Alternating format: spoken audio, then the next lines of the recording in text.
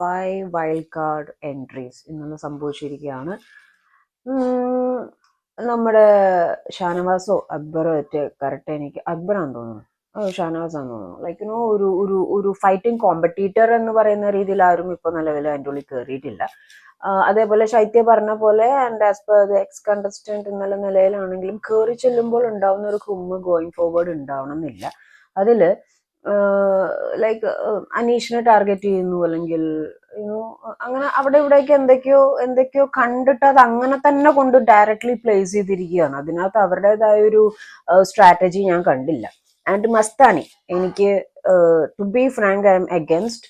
വേറെ ഒന്നും കൊണ്ടല്ല, ഈ ഒരു പാർട്ടിക്കുലർ ടോപ്പിക്കിൽ ഞാൻ ആ വ്യക്തിയായിട്ട് അഗൻസ്റ്റ് ആണ്. ശരിയാണ്, ഇന്നലെ 72 ക്യാമറാസിനെ കാണാതെ എങ്ങനെ ഇരിക്കുന്നു എന്ന് ചോദിച്ചപ്പം രേണു നല്ല സ്പോർട്സ്മാൻ സ്പിരിറ്റോട് കൂടി തന്നെ പറഞ്ഞു അതൊക്കെ ഒരു കഴിവാടാണ്. അപ്പം മസ്താനി ടാർഗറ്റ് ചെയ്തേക്കുന്ന രേണുവിനെയാണ് വിത്തൗട്ട് എനി ഡൗട്ട് നമുക്ക് മനസ്സിലാവുന്ന ഒരു കാര്യമാണ്. പക്ഷെ രേണു നൈസായിട്ട് ഹാൻഡിൽ ചെയ്യുന്നുണ്ട്, വെൽ ഹാൻഡിൽഡ്. ബിക്കോസ് ഇന്നലെ ഡാൻസ് ചെയ്ത് കണ്ടന്റ് ഒന്നും പുറത്തേക്ക് കൊടുക്കില്ല എന്നൊക്കെ പറയുമ്പോൾ മസ്താനിക്ക് അതേ അങ്ങോട്ട് ടിക്ടോക്ക് എന്നുള്ള രീതിയിൽ കൊടുക്കുന്നുണ്ട്.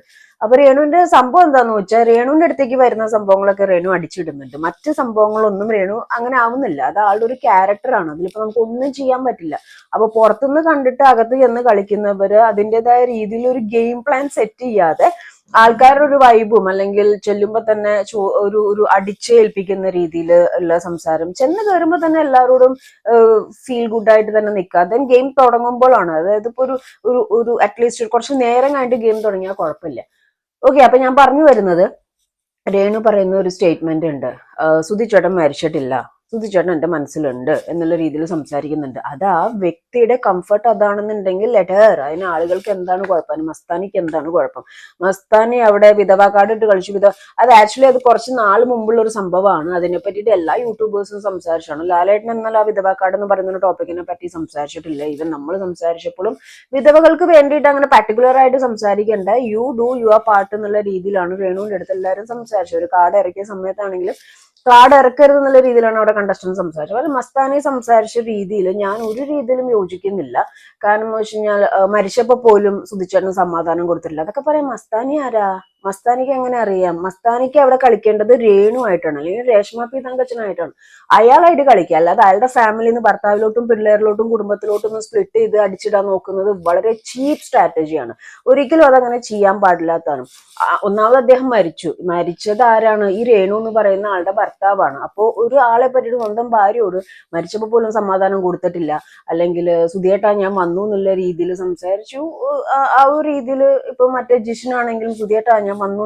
അപ്പം കളിയാക്കലൊക്കെ ആവാം, പക്ഷെ എല്ലാം കളിയാക്കലല്ല. അല്ലെങ്കിൽ മസ്താനി ഭയങ്കര സംഭവമായിട്ട് ഞാൻ പ്രൊവോക്ക് ചെയ്തുകൊണ്ട് രേണുവിന് കണ്ടന്റ് കിട്ടി, അല്ലെങ്കിൽ രേണു അവിടെ ചാടി കയറി എന്നുള്ള രീതിയിൽ. അതിന്റെ ഇടയിൽ അക്ബറും പറയുന്നുണ്ട് മരിച്ച ആളെ പറ്റി സംസാരിക്കില്ല, രേണുവും പറയുന്നുണ്ട് സുധിയെ പറ്റി സംസാരിക്കല്ലേ. കാരണം അദ്ദേഹം ഓൾറെഡി മരിച്ചു, എന്തിനാണ് പിന്നെ അത് എടുത്തിരുന്നത്? എനിക്ക് ഒട്ടും കേട്ടപ്പോ തന്നെ ഞാൻ ഇത് കണ്ടോണ്ടിരിക്കുമ്പോൾ തന്നെ ഞാൻ പെട്ടെന്ന് പ്രൊവോക്ഡ് ആയി. കാരണം എന്ന് വെച്ചാൽ അത് മസ്താനി പറഞ്ഞത് തെറ്റ് തന്നെയാണ്. മരിച്ചപ്പോ പോലും ഒരു സമാധാനം കൊടുത്തിട്ടില്ല.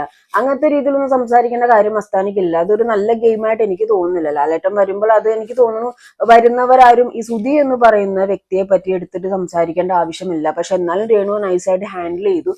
സംസാരിക്കരുതെന്ന് പറഞ്ഞു, അത് അവിടെ എല്ലാവരും പറയേണ്ട ഒരു കാര്യം തന്നെയാണ്. അപ്പൊ മസ്താനി ഭയങ്കര സംഭവമായിട്ട് and her sitting poster like bean ബാഗിലേക്ക് ഇരുന്നിട്ട് കാലിട്ട് ഇങ്ങനെ ഇളക്കി ഇങ്ങനെ ഇരിക്കുക. അതൊരു സിറ്റിംഗ് പോസ്റ്റർ അല്ല, അതൊരു മാനേജ് സിറ്റിംഗ് പോസ്റ്റർ അല്ല.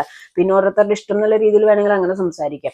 ഈ ഒരു കാര്യത്തിൽ ഞാൻ അഗൻസ്റ്റ് ആണ്. ഈ മരിച്ച ആൾ എടുത്തിട്ടതിലും അല്ലെങ്കിൽ വിധവ എന്നുള്ള രീതിയിൽ കളിയാക്കുന്ന രീതിയിൽ എന്താ കണ്ടന്റ് തരാത്തെ? പുറത്ത് നല്ല ഗെയിം ഇതാണല്ലോ നമ്മൾ എക്സ്പെക്ട് ചെയ്തിരുന്നല്ലോ, ഇങ്ങനെ ഇതായിട്ടിരിക്കുക. അതൊരു മോട്ടിവേഷൻ ത്രൂ രീതിയിലും ഒരാളെ നമുക്ക് എടുത്തു കൊണ്ടുവരാം. അപ്പൊ അവിടുത്തെ സ്ട്രാറ്റജി പ്രൊവോക്കിംഗ് സ്ട്രാറ്റജി ആണെങ്കിലും ആ പ്രൊവോക്കിംഗ് സ്ട്രാറ്റജിക്ക് ഒരു എത്തിക്സ് ഉണ്ട്. അല്ലാതെ ഇപ്പൊ നിലവിൽ ജീവിച്ചിരിക്കാത്ത ഒരാളെ എടുത്തിട്ട്, അതും ആ പറയുന്ന ആളുടെ ഭർത്താവാണ് അത്. അപ്പൊ അങ്ങനത്തെ ഒരു രീതിയിൽ ഒരു സംസാരം, ഒരാളെ അടിച്ചിട്ടിട്ട് കയറി പൊങ്കാല ഇടുന്നത് വലിയ സംഭവമൊന്നുമില്ല. അപ്പൊ മസ്താനിയുടെ ഈ ഒരു മൂവ് എനിക്ക് ടോട്ടലി അഗൻസ്റ്റ് ആണ്.